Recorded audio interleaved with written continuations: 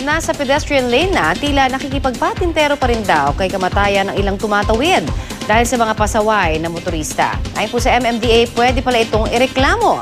Balitang hatid ni Cedric Castillo.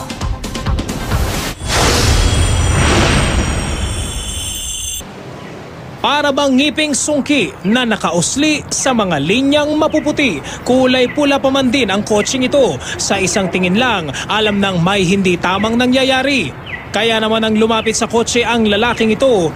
Tila ba itinaboy ng lalaki ang pulang kotse hanggang sa mabuksan na ang buong pedestrian lane. Okay na sana ang lahat nang biglang umeksena ang isa pang sasakyan na wala rin namang nagawa kundi umatras. Makatawag pansin nga naman talaga ang senaryo. Aabot ba naman sa halos 30,000 views ito sa YouTube kung hindi? Ngayon, balik tayo dito sa Pilipinas, sa Metro Manila, sa intersection na ito sa kahabaan ng Visayas Avenue sa Quezon City. Panoorin po ang hanep na diskarte ng ilang motorista. Ito, malinaw na malinaw, pedestrian lane para sa tumatawid. Pero ibahin nyo si manong driver dahil para yata sa kanya ang malazibrang mga guhit.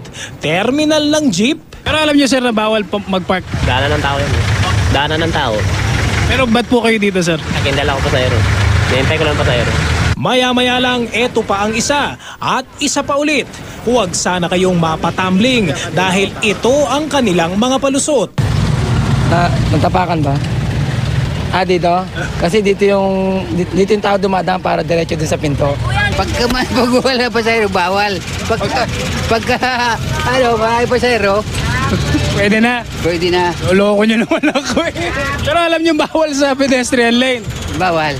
Sige nga mga kuya, yan ang irason nyo sa MMDA. Kung meron tayong obstruction sa traffic, obstruction against motor vehicles, obstruction din yan ng pedestrian right of way. Hindi to dapat hintuan ng sasakyan. Paano naman kaya kung ganito ang senaryo? Sumenyas ng stop si traffic enforcer. Natural, hihinto ang mga sasakyan, pero saktong sa pedestrian lane. At gagawin nilang dahilan dahil hininto ako Maling dahilan ito. Pag merong intersection, malayo pa lang mag-anticipate ka na anytime pwedeng mag-stop yan. So magbagal ka na malayo pa lang. So that pag mag-stop ka, before the pedestrian lane. Samantala, zigzag, iwas o biglang liko naman ang mga nakuna naming tumatawid dahil hindi clear ang espasyong dapat ay para sa kanila.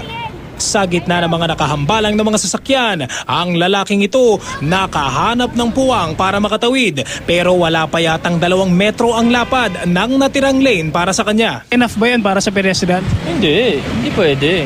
Kasi hindi mo masasabi kung sasakyan bigla na lang abante. Nakakatakot ng konti kasi mga sasakyan walang kontrol Hindi nga nagbibiro itong si tatay. Abangan nyo na lang ang gagawin nitong lokong jeep.